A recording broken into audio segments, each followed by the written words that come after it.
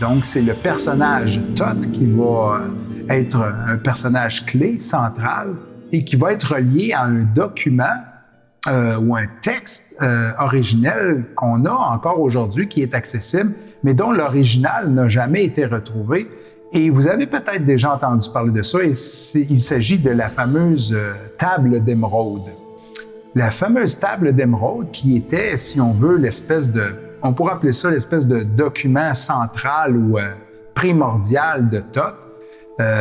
qui représentait les enseignements qu'il essayait de propager dans l'Égypte ancienne et autour de la Mésopotamie et tout ça. Et la raison de tout ça et la connexion avec cette fameuse Atlantide, eh bien, c'est que Thoth était considéré comme un demi-dieu, un demi-urge ou peu importe, on ne le sait pas exactement, mais d'une stature supérieure. C'est-à-dire que c'était un être qu'on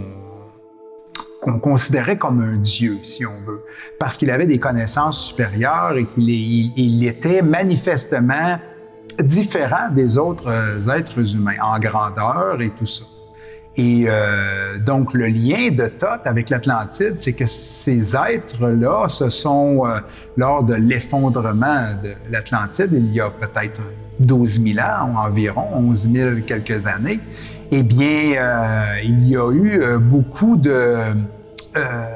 ces personnalités mythiques, légendaires, ou ces demi-dieux, on pourrait dire, qui se sont répandus dans le reste du monde, dans plusieurs civilisations. Et l'Égypte ancienne est probablement la plus prédominante qui pourrait avoir un lien avec l'Atlantide.